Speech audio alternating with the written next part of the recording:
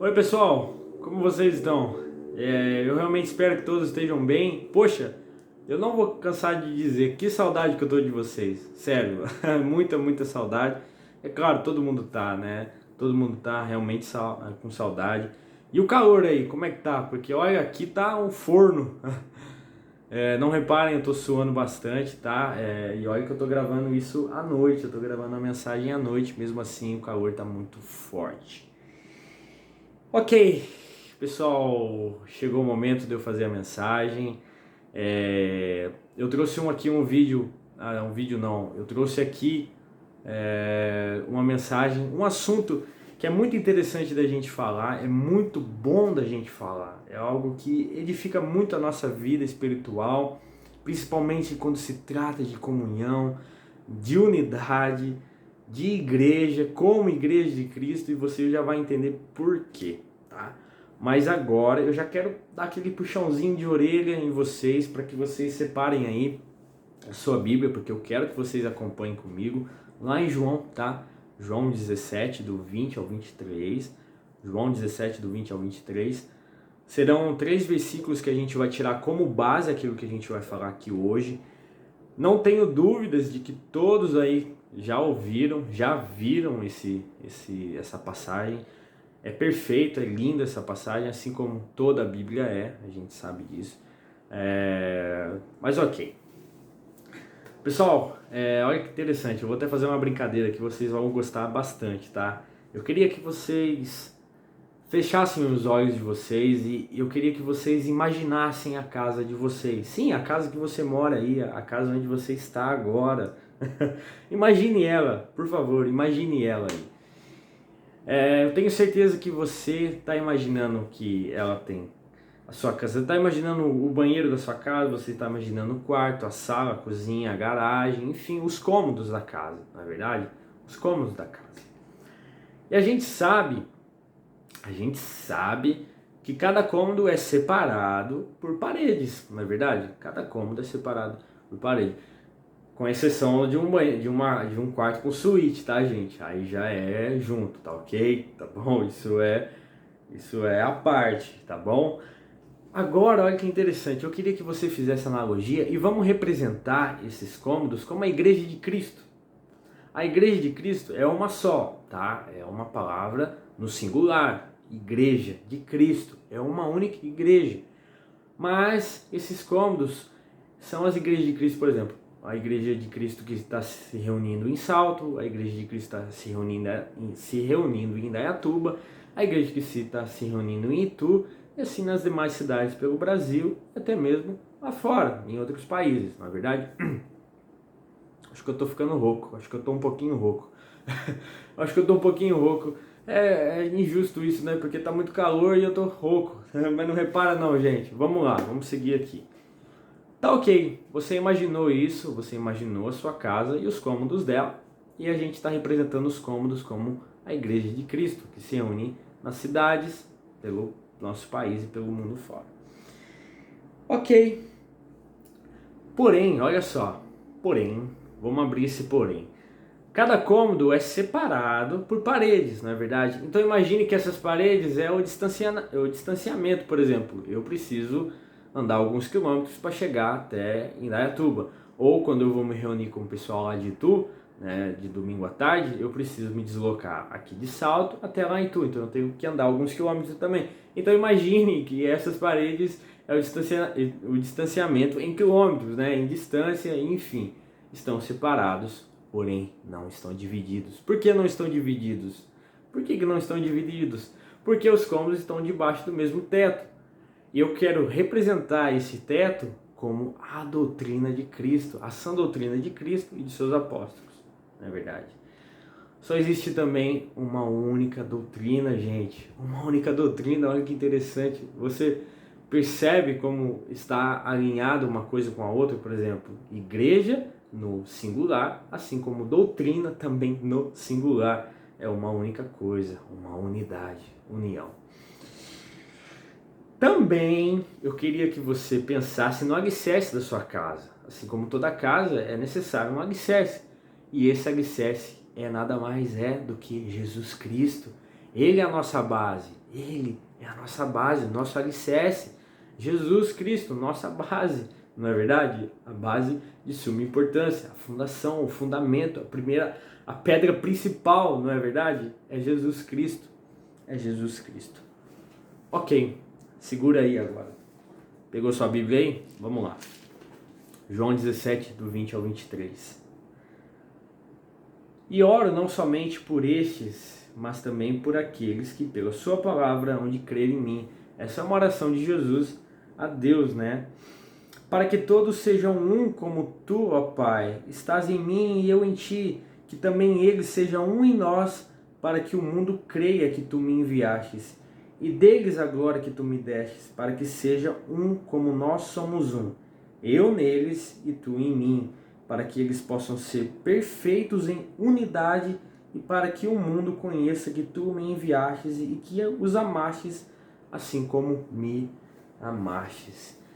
Que privilégio, né, gente? Olha essa oração, né, maravilhosa que Jesus faz para Deus, né? Jesus rogando, né, pedindo para que nós sejamos uma unidade. E Jesus destaca muito essa palavra, um. Sejamos um, como eu sou em ti, né? Peço que eles também sejam em nós, Jesus também dá destaque à palavra unidade, né? A unidade, união. Se você nunca pesquisou o verdadeiro significado da palavra unidade, eu tô com ela aqui. É a qualidade do que é único, ou seja, o que é indivisível, não pode ser dividido, não deve ser dividido, não pode ser dividido, porque se ele for dividido, já é contrário à vontade de Cristo, não é verdade?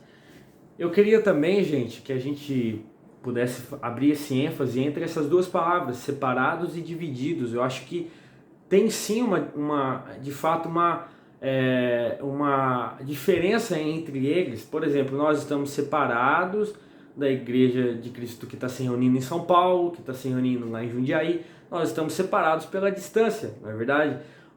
Mas não estamos divididos, porque todos nós vivemos na mesma doutrina, na doutrina pela qual Jesus e seus apóstolos pregaram. Nós estamos numa mesma base, né? Em cima do mesmo alicerce que é Jesus, o fundamento. Estamos debaixo do mesmo teto, da mesma doutrina pela qual Jesus, né, pregou. Se você analisar João 17, do 20 ao 23, você vê que o desejo de Jesus não muda, nunca mudou, nunca mudará. É o mesmo desejo, todos sejam um só Deus, um só Espírito, uma só comunhão, uma só doutrina. Por exemplo, a unidade e os seus requisitos, devemos ter a mesma disposição mental, devemos falar as mesmas coisas, a igreja deve ser unida em doutrina. Jesus rogou pela unidade, nós acabamos de ler, Jesus rogou pela unidade.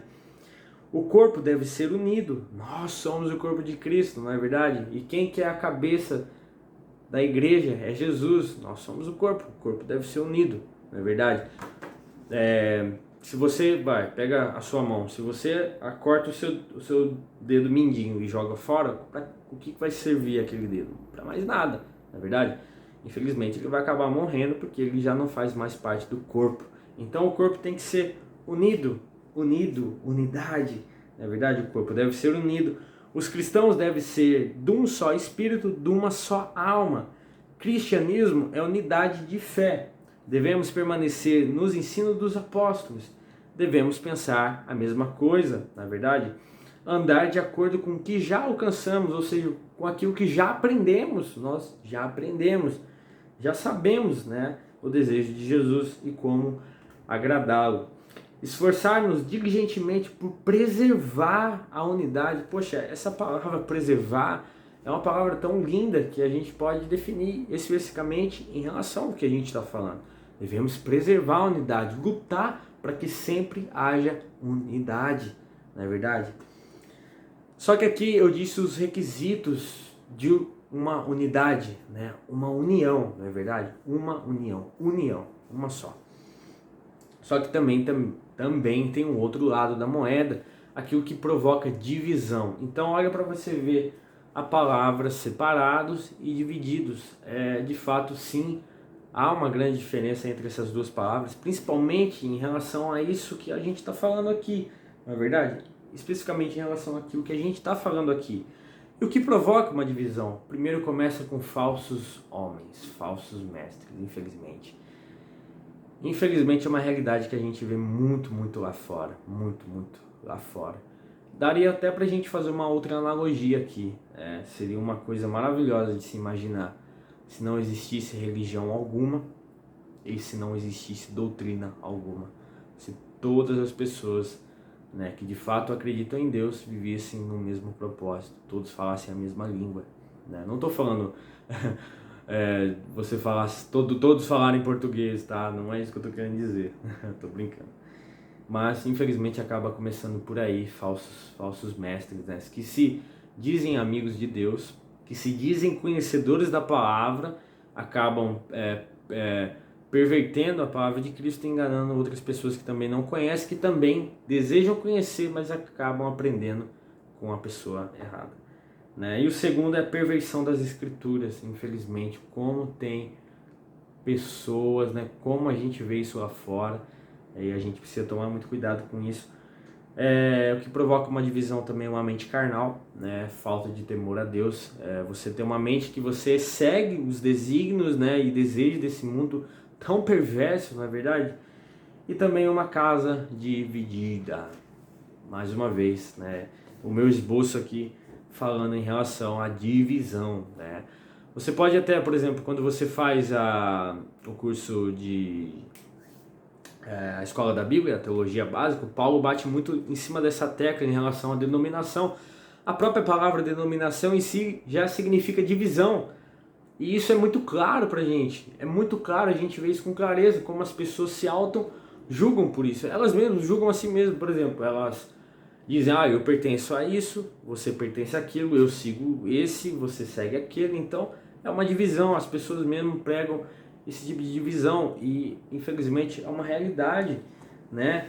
Então, gente, uma casa possui cômodos, estão separados por paredes, porém não significam que estão divididos, não estão divididos, nós não devemos estar divididos.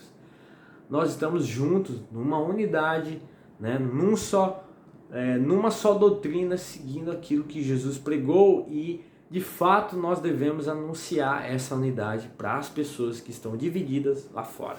Restabelecer, sabe? Um quebra-cabeça, juntar cada pecinha e formar uma única imagem que é Jesus, né? Para que a imagem de Jesus, né, esteja muito clara em nós, não é verdade? Né? Que Jesus brilhe em nós, não é verdade?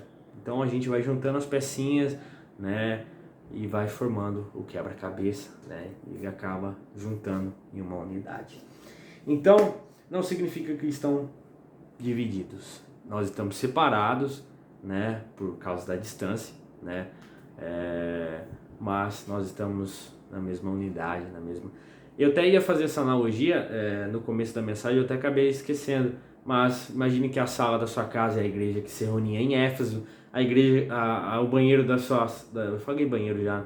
Quarto da sua casa é a igreja que está em Coríntio, a garagem é a igreja que está lá em Esmirna, as 7 igrejas da Ásia, né? Enfim, ao anjo da igreja que se une em tal cidade, entendeu? Eles estavam separados, né? Cada um, né, se reunindo em cidades, assim como é hoje, né? Porém não estão divididos.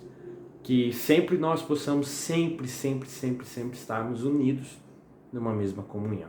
Amém, gente? Essa é a mensagem de hoje. Eu acho que ficou um pouco curta, mas eu tenho certeza que ficou bem claro aquilo que eu quis trazer para nós, né? Então a gente precisa sair lá fora, sabe? Catando, sabe? Quando você compra um jogo de quebra-cabeça, eu ganhei muito quando eu era criança, e aí você esparramava ele no chão e você precisava ficar caçando as peças para você juntar, não é verdade? Então a gente que estamos unidos devemos pregar essa mesma unidade para as pessoas lá fora, a fim de que o quebra-cabeça se junte e mostre a imagem que é Jesus Cristo.